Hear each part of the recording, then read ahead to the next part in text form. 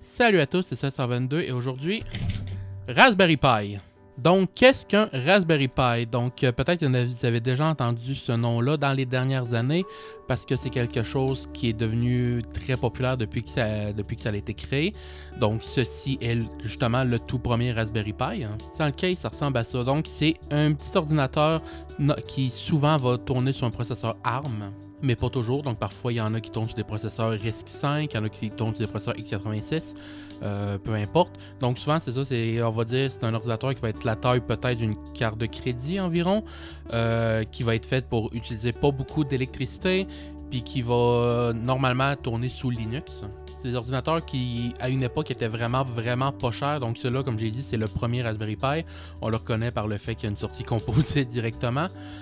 Il coûtait environ, c'était 35$ US, donc je crois qu'avec le taux de change à l'époque, ça devait être 40$ environ canadien, ce qui devait faire, je sais pas, 25€, quelque chose comme ça. Donc c'était vraiment pas cher. Donc la popularité de ça a explosé, puis ça a fait qu'il y a de plus en plus de gens qui ont voulu en acheter pour pouvoir faire des mini-serveurs à la maison pour faire plusieurs choses. Il y a eu plusieurs formats, donc ça c'est le Raspberry Pi 1, c'est le format standard. Après il y a les Raspberry Pi 0, qui sont, comme vous pouvez voir, beaucoup plus petits. D'ailleurs, celui-là est plus puissant que lui. Donc ça, c'est un Raspberry Pi 01, qui, vous voyez, a juste deux prises USB, une prise HDMI et rien d'autre. Mais c'est, comme j'ai dit, la même chose que ça. Donc avec des adaptateurs, on peut pouvoir brancher n'importe quel type d'écran. On peut brancher une caméra, on peut brancher, peu importe, ça tourne sous Linux. Ça a été mis à jour plus tard, donc un Raspberry Pi 02 ici, qui a la puissance plutôt d'un Raspberry Pi 3 qui est sorti beaucoup plus tard. Il y a aussi des Raspberry Pi Pico comme ça, qui sont pas exactement le même style.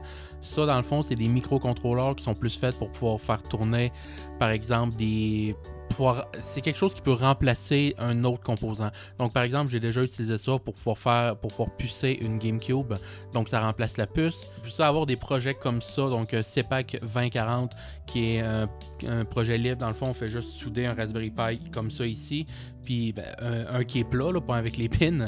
Puis ça permet de remplacer une carte mémoire de Nintendo 64. Après, il y a des choses comme par exemple le Raspberry Pi 400, qui a été remplacé il n'y a pas longtemps par le Raspberry Pi 500, donc qui est un format d'ordinateur, comme vous pouvez voir. Donc c'est un clavier avec prise USB, prise HDMI, prise d'extension qui, vous pouvez voir, est la même que celui-là.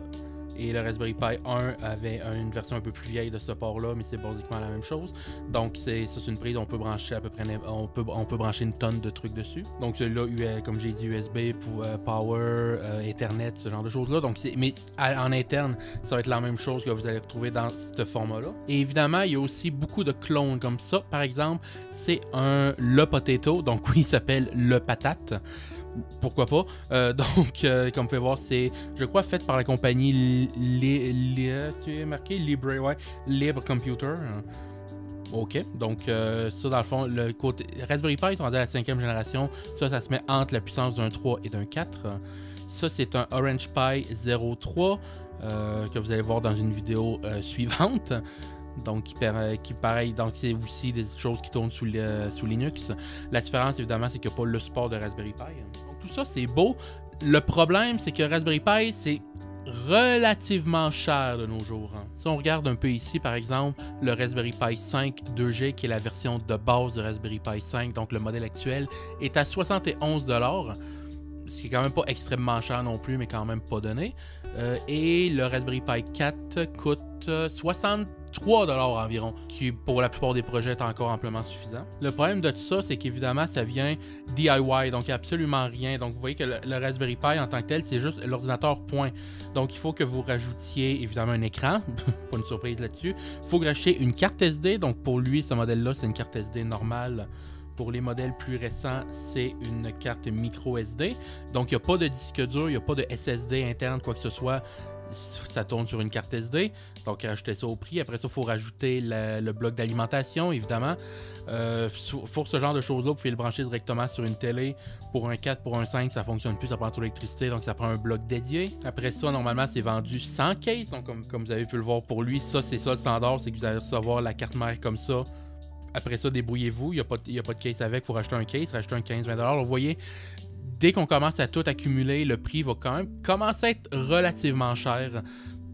si vous voulez juste un peu jouer avec ça. Donc aujourd'hui, ce qu'on va faire, vous l'avez vu dans le titre, c'est qu'on va essayer de prendre une machine qui n'est pas un Raspberry Pi et le transformer en Raspberry Pi. Donc la machine qu'on va utiliser aujourd'hui, c'est ça. Donc H96 Max 8K, oui évidemment, Ultra HD, Android HD TV Box X3. Compliqué. Donc c'est quoi ça? Pour ceux qui ne savent pas c'est quoi une TV Box, donc Android TV Box, c'est tout simplement quelque chose qui permet donc d'ajouter Netflix, YouTube, peu importe ce genre de choses-là à une télé qui n'est pas intelligente ou remplacer l'OS de votre TV intelligente si c'est mauvais. Salut Amazon. Donc, probablement que si je vous parle de Chromecast, de Apple TV, dont on a parlé il n'y a pas longtemps justement, en fait j'en ai encore une à côté de moi, donc ça, Apple TV. Donc, c'est un peu le même principe. Hein. Ou Amazon Fire Stick. Donc, voilà, c'est des choses assez populaires de nos jours. Par contre, il y a aussi des affaires complètement chinois, on va dire pas très fiables qui existent. Donc, on va essayer de prendre ça puis de le rendre utile. Donc, pourquoi une boîte de même? Tout simplement, ce genre de choses-là, ça tourne sur Android TV, qui est pas exactement la même chose que le Google TV qui est dans le Chromecast maintenant, mais c'est basiquement la même chose. Donc, c'est tout simplement une version d'Android qui peut tourner avec une télécommande, puis des applications plus faites en plein écran, ce genre de choses-là. Mais le hardware en tant que tel est complètement générique. Puis souvent, ça va justement être exactement le même hardware qu'on va trouver dans des clones de Raspberry Pi, comme par exemple un Orange Pi. Je crois qu'il y a un Anana Pi, tout ce genre de choses-là. Donc, il y a des gens qui ont réalisé assez rapidement qu'on peut tout simplement mettre une carte SD puis contourner complètement l'Android pour installer la version de Linux qu'on veut. Donc, c'est quoi l'avantage de ça?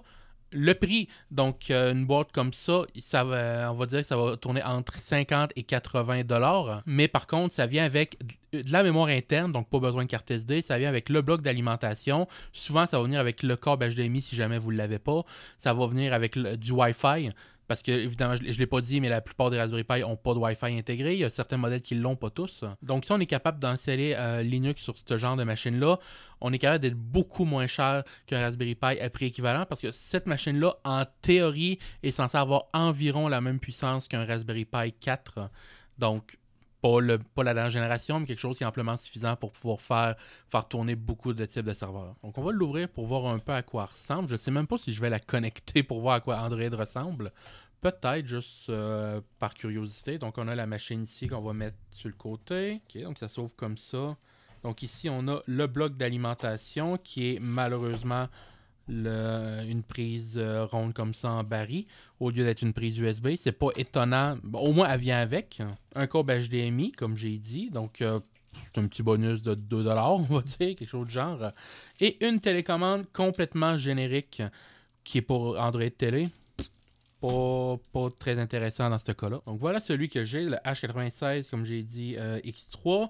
Donc, pourquoi lui? J'ai pris lui de manière très délibérée. Si on regarde sur Amazon, vous voyez qu'il y a une tonne de machines comme ça qui se ressemblent tous, mais qui ont du hardware complètement différent. Donc ici, par exemple, on a le... C'est quoi ça? C'est un T95? Oui, qui a un Allwinner H616 qui, je crois, peut fonctionner sans trop de problèmes sous Linux. Après, RK c'est Rockchip, donc RK3528, qui est extrêmement commun aussi. 4 GB de RAM. Ici, on a un X88 Pro, encore une fois avec un RK3528. Ici, on a un truc générique, c'est pas marqué c'est quoi. Ici, vous voyez qu'il y a un T95Z H618. Ici, on a un autre T95 Max avec un H618. Ici, ça, je sais pas c'est quoi. Vous voyez qu'il y en a vraiment une tonne. Puis malheureusement, ils utilisent vraiment pas tous le même hardware. Puis même s'il y en a deux qui peuvent avoir l'air identique, ils n'ont pas nécessairement le même hardware. Donc il faut vraiment faire attention à ce qu'on achète.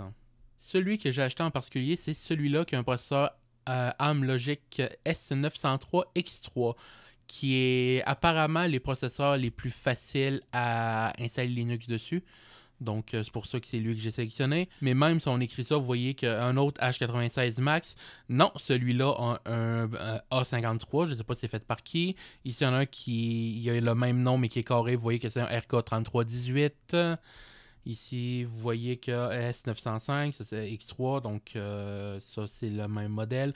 Donc, vous voyez que c'est vraiment pas évident parfois d'en trouver qui fonctionne. J'ai pris lui en particulier parce que j'avais trouvé ce guide-là pour pouvoir l'installer.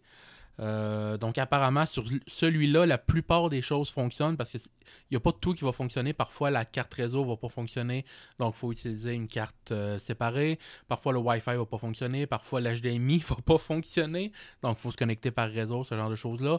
En théorie, cette boîte-là est censée fonctionner avec absolument tout. Donc, c'est pour ça que c'est celle-là que j'ai choisie. Donc, on va regarder la boîte en particulier. La boîte. Je ne sais pas trop comment appeler ça. Donc, l'adaptateur, le Chromecast, l'Android télé, peu importe.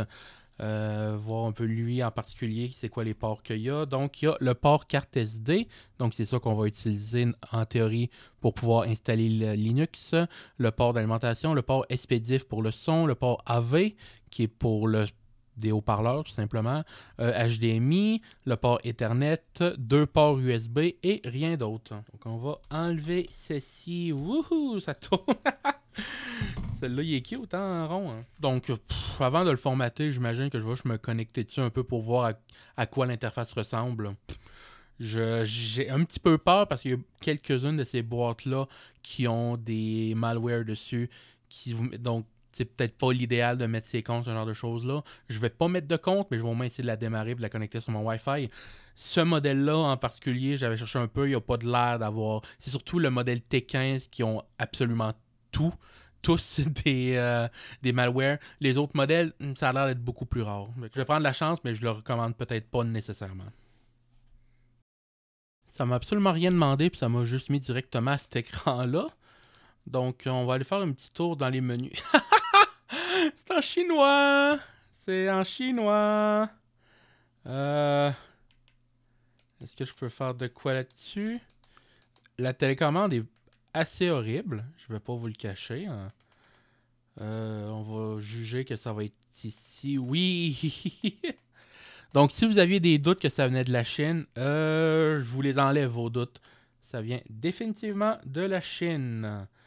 Donc, on est rendu en français. Je vais aller voir. Normalement, c'est apparemment censé faire tourner Android 9, qui est une très vieille version. Je vous OK, donc l'updater. Je crois qu'il faut aller sur le site du fabricant, entre guillemets, et l'installer comme ça. Voilà, Android version 9, niveau de correctif de sécurité 5 août 2018. Il y en a qui font apparemment tourner Windows, font apparemment tourner Android 14. Peut-être, je sais pas si je leur fais beaucoup plus confiance. Donc, ils ont YouTube. Vous savez que c'est écrit 8K? Non, c'est vraiment pas 8K. C'est sûr à 100% que c'est pas 8K. Je crois qu'en interne, ce genre de choses-là, souvent ça tourne en 720p, puis c'est upscalé en 1080p. Non, on veut pas de Donald Trump, s'il vous plaît. Donc, on est sur une de mes vidéos. Je vais essayer de la mettre en 4K pour voir si ça fonctionne. 4K... Non, ça veut... Vous voyez qu'il n'y a pas... OK, il est là, 4K. Je sais pas pourquoi ils l'ont pas mis par défaut. Donc, 4K, 60 FPS. Je pense pas que ça va être capable de le faire tourner. Hein. On va voir. Quoique, c'est pas une vidéo qui a énormément de... On va dire, d'action. Hein. Mais... Je crois qu'il est pas capable. Ouais. Donc, ça vous intéresse. Le Chromecast, à l'époque où il était vendu, je crois qu'il était souvent à 50$. Il était beaucoup plus rapide que ça. Le Chromecast avec Android TV, ben Google TV. Hein. Il était plus cheap, il marchait beaucoup mieux. Puis je crois que vous pouvez trouver des Fire Stick à même pas 30$ qui fonctionnent correctement. J'aime pas beaucoup Fire Stick, mais ça fonctionne si vous voulez quelque chose de pas cher. Hein. Là, ça, non. Bon, pour donner le bénéfice du doute, on va essayer de le redescendre en 1080p. Hein. Parce que si c'est même pas capable de faire tourner quelque chose en 1080p, il n'y a rien à faire avec ça. En passant, je suis pas connecté en Wi-Fi, je suis connecté avec un câble réseau, donc c'est vraiment pas mon Wi-Fi le problème.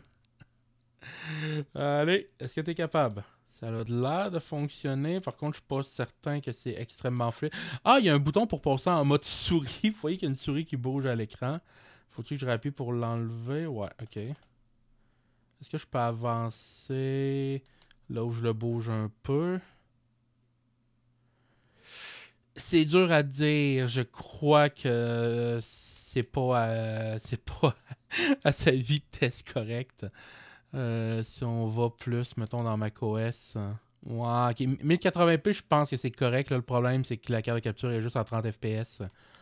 Mais ouais, c'est extrêmement rapide. C'est extrêmement rapide. Non, justement, c'est extrêmement lent. Il y a un navigateur qui, j'imagine, va être Chrome. Il y a un mode turbo qui bloque les qui bloque les publicités. Donc c'est pas Chrome. Connectez-vous à Firefox TV. Ok, donc c'est Firefox TV. Ok, pas un mauvais choix. My Apps, est-ce qu'il y a des applications installées? Oh oui! AirScreen. Ça, je crois que c'est un clone de AirPlay pour pouvoir partager l'écran d'un iPhone ou d'un iPad. AirPlay, Cast, Miracast, c'est ça. Donc, pour pouvoir envoyer l'écran d'un iPhone là-dessus. Normalement, c'est juste, on peut juste faire ça sur un Apple TV. Firefox, File Browser, Galerie, horloge, lecteur vidéo, Update. Ok, donc... Super su. Donc, c'est une machine qui est routée. Hein. OK. Miracast, Media Center. Je me demande vraiment, est-ce qu'il y a du stock dessus? Il n'y a pas de l'air. Hein. Apparemment, il y a ES File Explorer Pro, qui est normalement un logiciel payant, si je ne me trompe pas. Donc, c'est définitivement piraté. Hein. OK, donc au moins, il n'y a rien de piraté dessus, à part les logiciels. Des fois, il y en a qui ont des tonnes de films, ce genre de choses-là. Là, ça n'a pas l'air d'être le cas.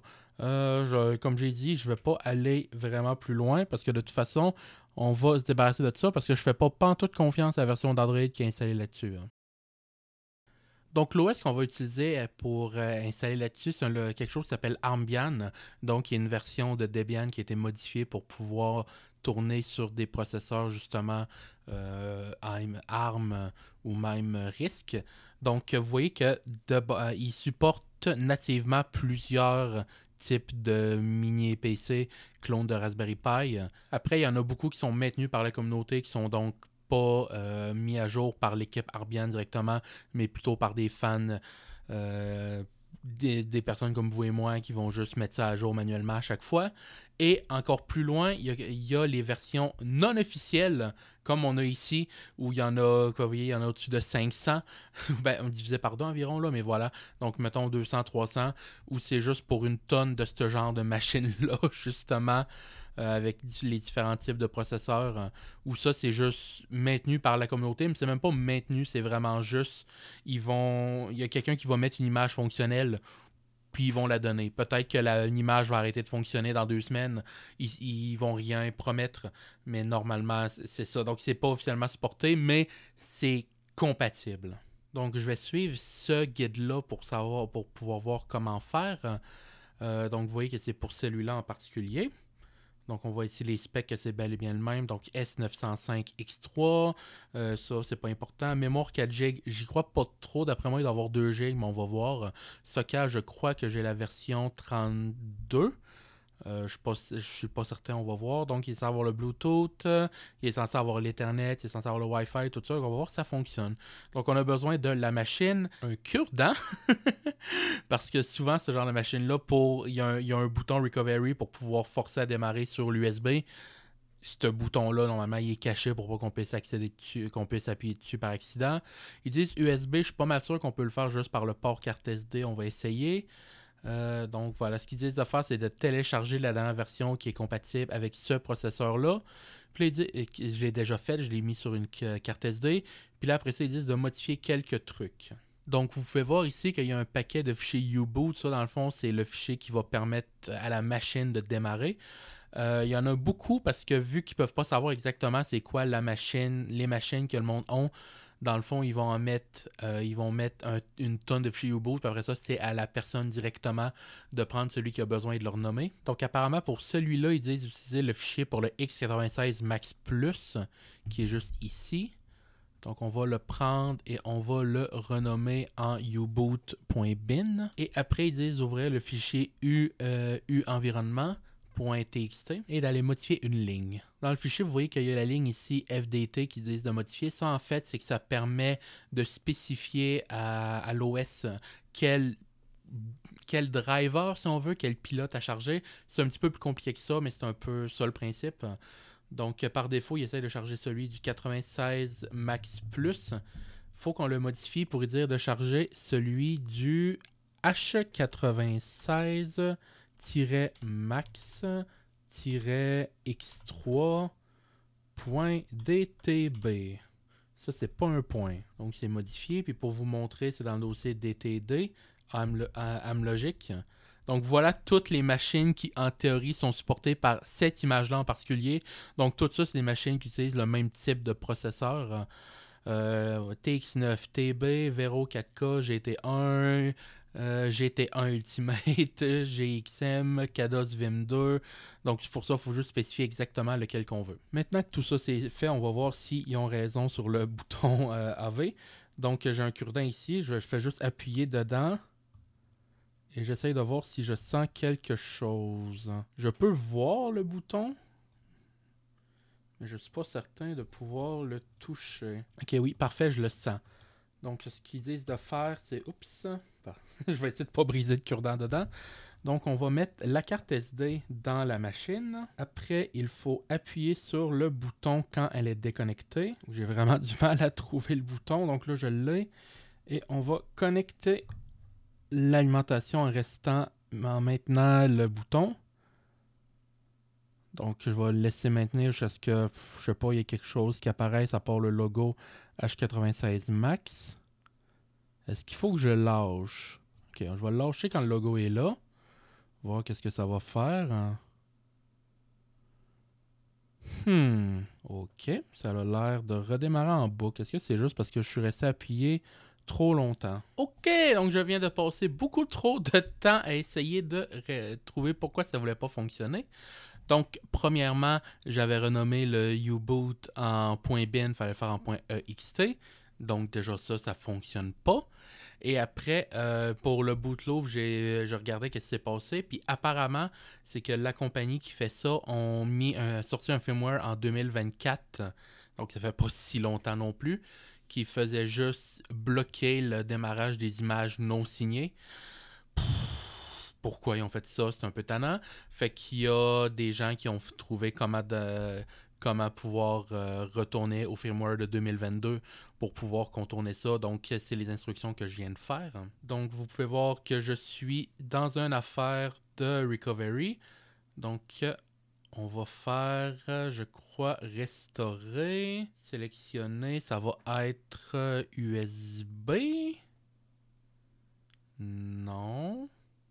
Micro SD. Non. C'est peut-être pas restaurer qu'il faut faire dans ce cas-là. Bon, j'ai aucune idée pourquoi il détectait pas ma clé USB. Ben, il la détectait, mais il voyait pas les fichiers dessus, donc je l'ai juste redémarré, puis il est là. Donc on prend l'image, je crois qu'il faut... Est-ce qu'il faut sélectionner quelque chose en particulier? Ils disent pas de sélectionner quoi que ce soit, donc on va juste faire ça comme ça. No partition, ouais, bon, ok. Donc, c'est le system image, continue. Donc voilà, là ça devrait restaurer avec l'image de 2022. Puis avec ça, on devrait être capable de démarrer pour Armbian. Je pense que tout ça, ça montre déjà le premier désavantage d'essayer d'utiliser cette méthode-là au lieu d'acheter une machine faite pour ça, comme un Raspberry Pi, un Orange Pi, le Potato, ce genre de choses-là. C'est que c'est beaucoup plus compliqué à mettre en place parce qu'il y a beaucoup moins de documentation, puis c'est pas officiellement fait pour ça.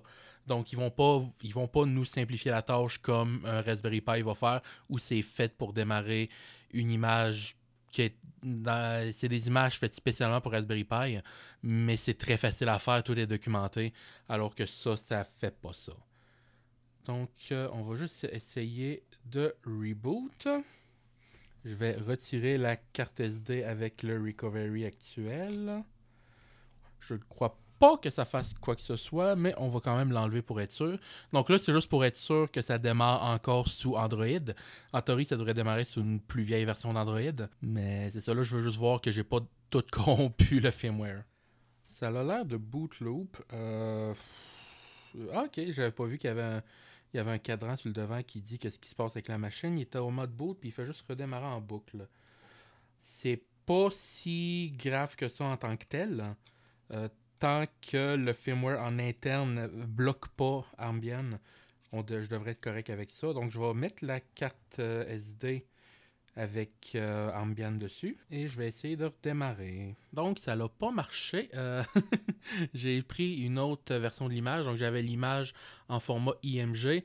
Je pense que c'était probablement ça le problème, même sans Atari, ça aurait dû fonctionner.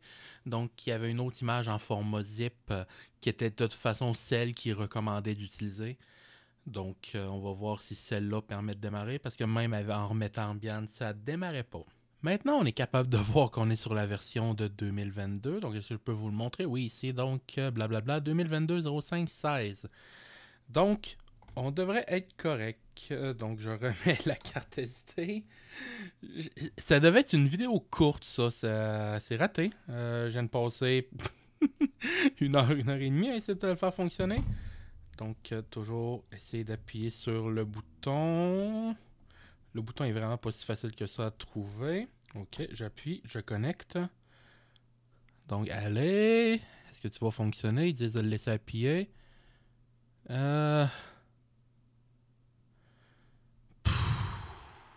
Wow. Ok. Là,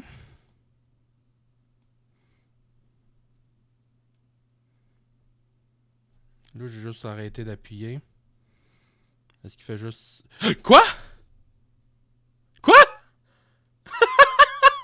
Pardon, il disait de rester appuyé jusqu'à ce que ça... Il disait de rester appuyé jusqu'à ce que la console apparaisse. Ok. Ok. Je m'en plains pas. Donc, on va avoir besoin d'un clavier, définitivement. Une souris va pas être très utile pour une console Linux. Ok. Donc, j'ai un clavier de connecté, ça a l'air de fonctionner. Créer un password root. On va juste faire 1, 2, 3, 4, 5, mettons. Pour même juste 1, 2, 3, 4. Too short. Il va falloir que je cache, que je cache ma caméra. Ok, il accepte pareil.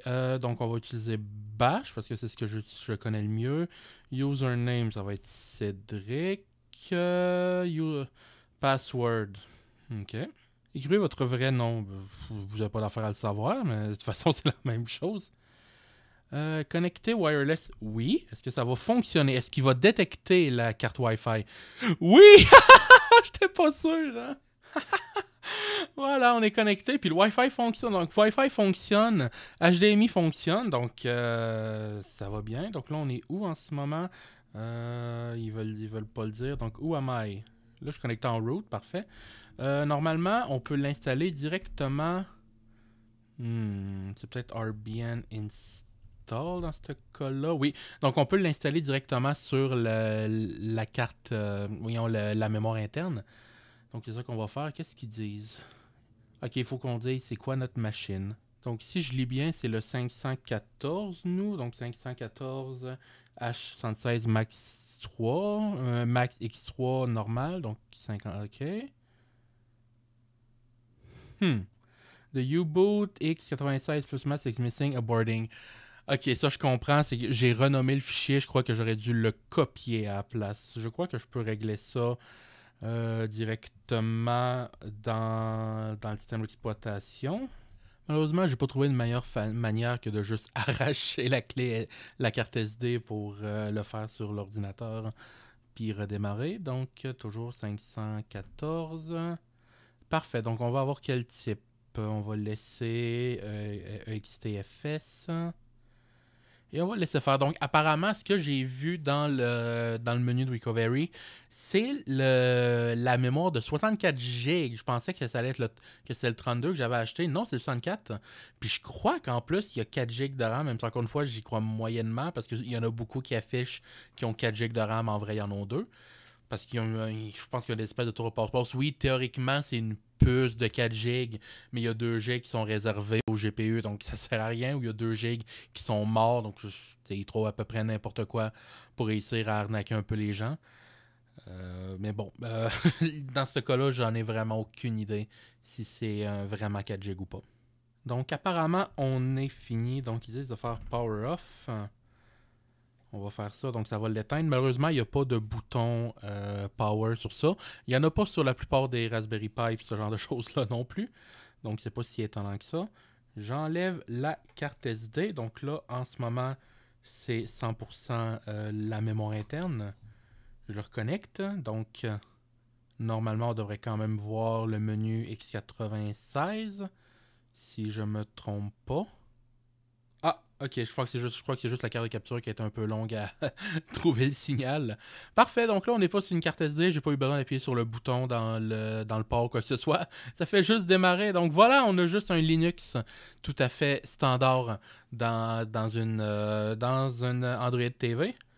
On va le laisser faire, puis voilà. Donc, si j'essaie de me connecter en tant que Cédric, voilà, donc en théorie, je devrais pouvoir pigner Internet. Donc, mettons qu'on essaye d'aller sur google.ca. Ça fonctionne. C'est basé sur Debian. Donc, je devrais pouvoir faire un sudo apt install. Je crois que c'est fastfetch que je veux installer. C'est pas fastfetch, je crois que c'est screenfetch. Non? Donc, j'ai dû ajouter des repositories, des répertoires, je sais pas comment appeler ça, pour pouvoir télécharger ce que je voulais. Fastfetch. Donc, maintenant, ça affiche la machine, ce que c'est. Donc, pour vous montrer qu'il n'y a vraiment pas de triche. Donc, OS Armbian 25.2.1 Noble, ARM Arch64, host H96 Max X3, Linux 6.6.77, Optane 6 minutes, package 512, c'est ce qui est installé. Bash, display, écran 1080p, 60 Hz, ben normal. Terminal Fund VGA. CPU SM1 qui ont 4 cœurs à 1.91 GHz. Ok, je le savais même pas. GPU Amlogic Meson G12A Mali. Ok. Mémoire, donc. Ok, donc on voit 3.25 GB. Donc, il y a définitivement une partie, ou bien ils ont menti en mémoire, puis il y a juste une partie qui est morte, comme par exemple, je sais pas, le corps de chaque barre est d'1 gig. Je sais pas exactement c'est quoi qu'il y a dedans. Mais ça l'a. Ou il y en a juste qui sont associés à la carte graphique, c'est possible. Disque, vous voyez, 56 GB. Donc, c'est vraiment un 64. Disque XT4 ok, ça doit juste être la partition de boot. Local IP. Voilà, donc tout fonctionne. Là, maintenant, ce qu'on va essayer de faire, c'est d'installer une interface graphique. Donc, j'ai les instructions ici. Sudo apt install lxdm. Donc ça, c'est le gestionnaire graphique pour pouvoir se connecter, pour avoir juste une interface de connexion. Donc ça va télécharger le serveur graphique X, ça va mettre l'écran de connexion graphique, tout ça, pour pouvoir sauter la partie console. Maintenant que ça c'est fait, il faut retirer celui, je crois que c'est NoDM, je crois que c'est celui voyons, en console qui est utilisé. C'est qu'on se connecte la première fois, il dit mettez votre nom d'utilisateur puis mettez votre, votre mot de passe. Puis apparemment, il n'y a même plus de l'air d'exister dans cette version-là parce que le guide que j'ai est un petit peu vieux. Une fois que c'est fait, il faut juste y spécifier d'utiliser ça. Donc dpkg slash reconfigure. C'est la première fois que j'installe une interface graphique sur Linux.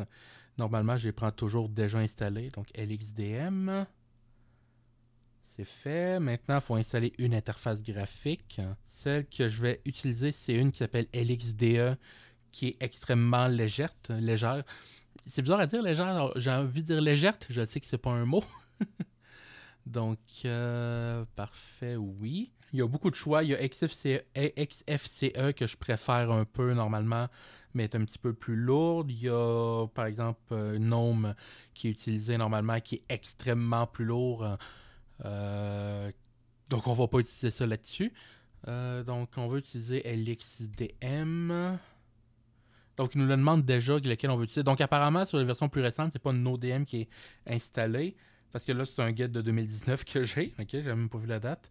Donc, apparemment, c'est plus NoDM qui est utilisé. Maintenant, c'est LightDM qui est un autre gestionnaire de connexion. Donc, on va laisser ça faire. Puis après ça, il faut juste redémarrer. Et en théorie, ça devrait juste nous redémarrer dans une interface graphique. Donc, on redémarre. Sudo reboot. Pour ceux qui ne connaissent pas Linux, en fait, sudo, ça veut c'est pour simplifier énormément, ça veut dire mais considère que je suis administrateur et fais la prochaine fais la prochaine commande que je te donne en administrateur. C'est un petit peu plus compliqué que ça. Le su, théoriquement, veut dire substitution. Donc, ça veut dire transforme mon usager en administrateur pour la prochaine commande. Voilà, en gros, c'est ça que ça veut dire. Ça veut dire c'est l'équivalent en Windows de faire clic droit exécuter en tant qu'administrateur, plus ou moins. Donc, ça n'a pas l'air d'avoir fonctionné. Il y a quelque chose qui m'échappe. Donc, j'ai pas réussi à installer une interface graphique. C'est clairement possible, c'est juste que je ne sais pas si ça vaut vraiment la peine. À ce que j'ai vu, il n'y a pas vraiment d'accélération matérielle, donc ça va être lent, puis en plus, ça a l'air un petit peu compliqué. Par contre, ce que j'ai vu, c'est qu'il y a quelque chose qui s'appelle Ambient Config qui est installé, qui permet donc d'installer un paquet de logiciels. Comme par exemple, si on veut installer quelque chose qui s'appelle Docker, je vais le retrouver. Donc, dans Container ici. Donc, Docker, pour ceux qui ne savent pas, c'est que ça permet de faire ce qu'on appelle des containers. Donc, c'est-à-dire que ça va être des mini machines virtuelles, plus ou moins, qui vont tourner séparément du reste du système. Donc, ça permet de déployer. Ça permet, par exemple, d'avoir une image de, je sais pas, par exemple, Plex, qui est préconfigurée pour tout le monde. Donc, quelqu'un peut juste la télécharger, l'installer dans Docker, puis elle va déjà tourner en... Puis après ça, on peut juste rajouter par-dessus quelques modifications, comme par exemple dire sont où les dossiers qu'on veut pour les médias, ce genre de choses-là. Donc, c'est ça qu'on va installer, parce que pourquoi pas. Vous avez peut-être vu dans le dernier extrait que l'image n'arrêtait pas de sauter. C'est ma carte de capture qui n'avait pas la bonne résolution. Je ne sais pas pourquoi. Donc, c'est réglé. Donc, j'ai mis en place un container Jellyfin, donc qui est quelque chose qui permet de pouvoir streamer des vidéos, un peu comme un serveur Plex. Donc, vous voyez qu'il est configuré ici. Là, c'est lancé, sauf qu'il y a rien, on peut rien faire directement sur la machine. Il faut aller sur un autre, faut aller sur un navigateur et mettre l'adresse IP de la machine pour aller le configurer. On voit ici que je suis connecté sur la machine, donc 192.168.1.208. Donc, on va configurer ça pour vous montrer que ça fonctionne. Donc, on va se mettre en français. Nom d'utilisateur, ça va être root. Non, ça va être Cédric. Mot de passe, est-ce qu'on est... Je vais pas en mettre... Oui, on n'a pas le choix d'en mettre un. C'est fait, donc on ajoute une médiathèque. Ça va être, on va dire des films. On va tout laisser ça par défaut. Donc, normalement, j'ai juste créé un dossier local. Ajouter au moins un dossier. C'est ici. Donc, on va ajouter ici le dossier /media. Je crois pas qu'il y ait quoi que ce soit dedans, donc on va le faire. Suivant, métadonnées, on va laisser ça en anglais parce que c'est pas important. On va laisser ça comme ça. On va juste laisser le plus possible par défaut. C'est vraiment juste pour montrer que ça fonctionne. Donc, on se connecte avec le compte que je viens de créer. On ne veut pas enregistrer. Et voilà, là, on est configuré. Ça, c'est directement sur le serveur. Évidemment, sur le serveur, en ce moment, il n'y a absolument rien. Donc, ce que je vais faire, c'est que je vais essayer de copier une de mes vidéos, par exemple, qui est sur un disque dur externe, dans le dossier qu'on a mis, puis normalement, elle devrait s'afficher ici. Ça m'a pris un peu de temps à me rappeler comment il faut faire, mais voilà, c'est fait. Donc, vous voyez qu'il y a tout simplement la vidéo ici. Donc, normalement, si c'est un vrai film, on est capable de charger une série. On est capable de charger la pochette, une description, les chapitres, ce genre de choses-là. Là, évidemment, c'est juste une vidéo que j'ai copiée, donc non, ça va pas être là. Donc, on va le lancer, puis je vais essayer de ne pas mettre le son dans les haut-parleurs, j'avais oublié d'enlever ça. Vous voyez que la vidéo a fait juste se lancer. Normalement, là en ce moment, c'est dans le navigateur parce que c'est comme ça que je vous le montre. Mais c'est pas nécessairement par le navigateur. Si je vais sur mon téléphone, vous allez voir qu'il y a une application Jellyfin. Donc on peut la lancer. Puis là, vous voyez que voilà, il est juste connecté sur le serveur. Donc, on peut juste le sélectionner comme ça. Ça va le remettre là où je l'ai arrêté sur le site. Il y a aussi une application macOS, une application Windows, une application Android Google TV, une application Android TV, une application Apple TV. Donc, il y a vraiment des applications pour à peu près toutes.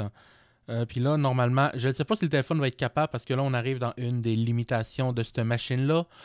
Normalement, la plupart des serveurs Jellyfin, il va y avoir quelque chose qui s'appelle l'accélération matérielle, ou plutôt comment je peux dire ça, le décodage. Donc, en fait, la vidéo va être décodée directement sur le serveur, puis la machine va juste recevoir une vidéo beaucoup plus facile à lire.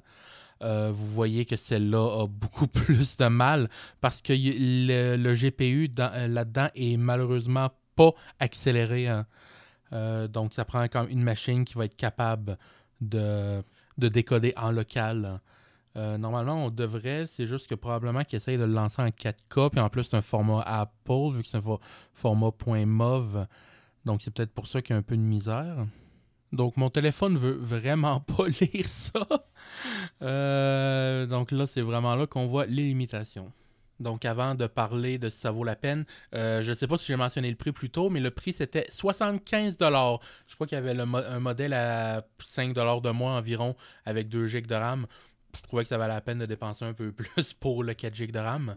Donc finalement, maintenant que tout ça est fait, est-ce que je crois que ça vaut la peine d'acheter un ordinateur comme ça, un Android TV, pour pouvoir installer Linux dessus au lieu d'utiliser par exemple un Raspberry Pi original? Pas ce modèle-là, encore une fois, ça c'est un Raspberry Pi 1, ou un des nombreux clones qui sont un peu moins chers. C'est pas la réponse est vraiment pas aussi facile que oui, ça vaut la peine, non, ça vaut pas la peine. Malheureusement, c'est beaucoup plus compliqué, donc ça prend beaucoup plus de recherche. Donc, Raspberry Pi, même un Raspberry Pi 1 aujourd'hui en 2024, c'est extrêmement facile à configurer. La compagnie Raspberry Pi a un logiciel qui s'appelle, je crois, Raspberry Pi Image Creator, quelque chose dans le genre, qui permet d'afficher toutes les versions officiellement compatibles avec leur ordinateur. Donc, on peut simplement sélectionner leur image officielle qui s'appelle Raspberry Pi OS, dire on a quelle version, puis ça va télécharger automatiquement la version, puis ça va aussi afficher toutes les, comme j'ai dit, les images compatibles. Donc, Ubuntu, Debian, Fedora, tout, si ça existe, elle va être là. Puis après ça, il y a beaucoup de gens qui ont fait des OS custom pour ça. Puis vu que c'est quelque chose qui est standard, c'est très facile de trouver les images. Après, si on prend un clone comme le Potato, j'aime toujours le nom, il y a beaucoup moins d'images compatibles, mais vu que c'est fait par une compagnie qui c'est officiellement fait pour tourner avec Linux, c'est possible de trouver une ou deux images officielles faites par les créateurs. Donc eux autres, je crois que leur OS est littéralement une version modifiée de Raspberry Pi OS. Et évidemment, il y a des gens qui ont fait des images pas officielles parce qu'il y a quand même la documentation qui est ouverte. Donc, il y a beaucoup moins d'images sur des clones comme ça que sur des ordinateurs, les Raspberry Pi officiels. Mais il y a quand même possibilité d'avoir des images. Sur ça, c'est beaucoup de manuels. Donc, il faut que vous regardiez tous les modèles, que vous trouviez un modèle qui répond à vos besoins, comme celui-là, environ la puissance d'un Raspberry Pi 4. Mais ça, le seul moyen de le savoir, c'est de comparer les benchmarks, si vous trouvez des benchmarks. Donc, dans les dizaines de modèles, il faut que vous trouviez un qui a la puissance que vous voulez. Il faut que vous regardiez si c'est compatible avec une distribution de Linux. Souvent, Arbian va l'être, mais pas toujours.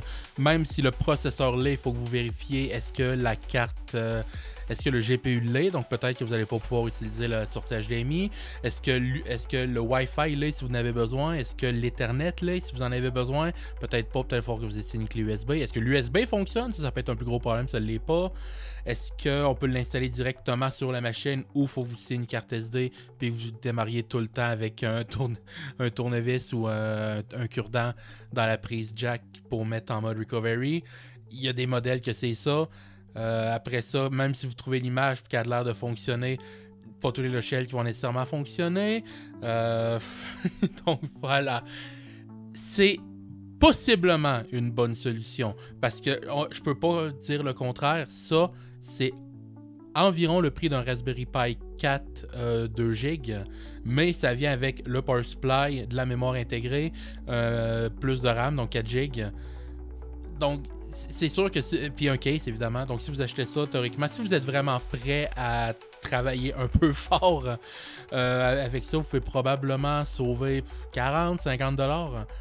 Donc ça vaut probablement la peine si vous êtes vraiment à l'aise avec Linux et à devoir hacker. Parce que là, ce que vous voyez pas, c'est que ça fait environ 3-4 heures que je travaille sur cette vidéo-là. Parce que, comme j'avais montré, j'ai dû downgrader le firmware, mais ça, j'ai dû chercher pour le trouver. Pour trouver cette machine-là en particulier qui était normalement compatible avec tout, j'ai dû chercher, je sais pas, une heure et demie. Comparer tout ce que je pouvais trouver dans les mêmes prix sur Amazon. Après ça, j'ai eu le problème avec la résolution que je trouvais de régler, puis il n'y avait pas de documentation d'Arbian là-dessus. Ça m'a pris un moment. Après ça, j'ai dû configurer Jellyfin parce qu'officiellement il y avait une image préconfigurée. J'étais pas capable de la télécharger, j'ai dû le faire moi-même. C'est correct si vous connaissez Docker, si vous connaissez pas Docker, c'est plus compliqué, alors qu'il y a des images préconfigurées pour ces affaires-là. Donc voilà, si vous êtes vraiment à l'aise avec Linux, je crois que ça peut valoir la peine d'acheter ça. Vous allez définitivement sauver de l'argent, c'est pour installer Linux. Mais si vous êtes pas à l'aise avec Linux et vous voulez juste de quoi justement pour apprendre, probablement que je vous recommanderais un Raspberry Pi pour commencer. Si vous êtes vraiment pas sûr, vous pouvez même acheter un Raspberry Pi 0 dans ce style-là. Ça coûte 30$, je crois, qui est un peu moins puissant que lui. Donc 30$, puis lui il coûtait 40$. Donc juste pour dire les prix. Donc lui autour de 40$. Et ce modèle-là a le Wi-Fi intégré, donc le Raspberry Pi 2 et le Raspberry Pi 2W. Donc ça c'est le W. Ça peut être un peu compliqué. Hein. Si vous voulez quelque chose qui peut plus être utilisé comme un ordinateur, il y a le Raspberry Pi 400 et le 500 qui est sorti il n'y a pas longtemps, qui est beaucoup plus puissant. Donc c'est vraiment le mieux si vous voulez apprendre. Après, si vous connaissez un peu, vous pouvez probablement plus acheter ce genre de choses-là comme un Orange Pi qui a beaucoup moins d'images disponibles, mais qui a quand même un peu de support, donc ça aide beaucoup pour la configuration. Puis après ça, si vous connaissez vraiment bien Linux, je crois que ça peut être intéressant. Donc merci d'avoir écouté la vidéo et on se dit à la semaine prochaine. Au revoir.